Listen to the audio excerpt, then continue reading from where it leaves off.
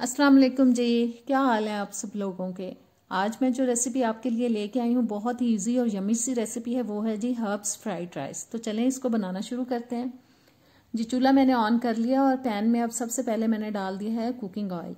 इस ऑयल को सारे पैन में हम अच्छी तरह से फैला लेते हैं। 2 अंडे लेके मैंने उनको अच्छी तरह से फेंट लिया और अब मैं इस पैन में डाल रही हूँ अंडे। इन अंडों को अब हमें फ्राई करना है।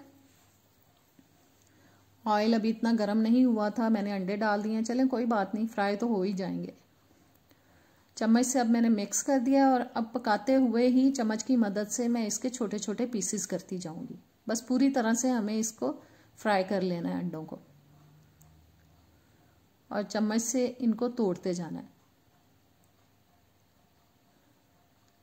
जी। अंडे फ्राई हो चुके हैं, अब मैं इनको निकाल रही हूँ प्लेट में।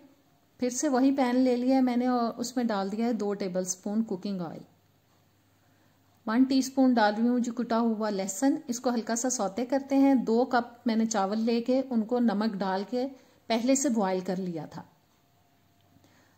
और लहसुन सौते हो चुका है। अब मैं इसमें उबले हुए चावल शामिल कर रही हूँ। हिला देते हैं फौरन से ताकि लहसुन जल ना जाए, और बोल में से अच्छी तरह से हम चावल निकाल लेते हैं सारे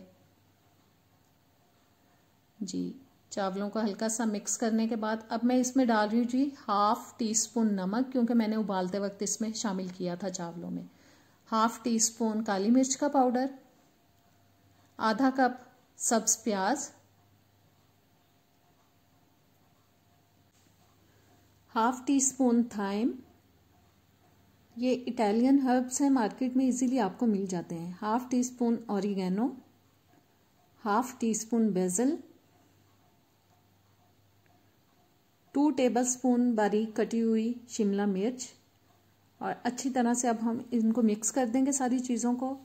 आंच मैंने थोड़ी तेज़ कर ली है।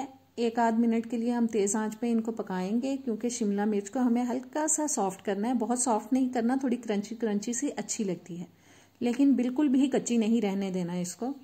और अब मैंने इनको मिक्स कर लिया। अब मैं इसमें शामिल कर रही हूँ जी 1 टेबलस्पून वाइट सिरका, 1 टेबलस्पून सोया सॉस।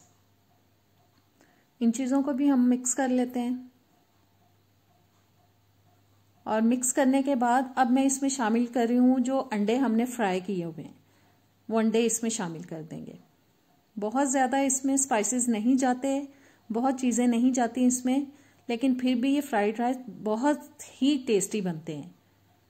तो उम्मीद है आज की रेसिपी आपको अच्छी लगी होगी। अब मैं इसको डिश आउट कर रही हूँ। अच्छी लगी है तो लाइक और शेयर कीजिएगा, और मुझे नेक्स्ट वीडियो तक दें इजाज़त। अल्लाह हाफिज़।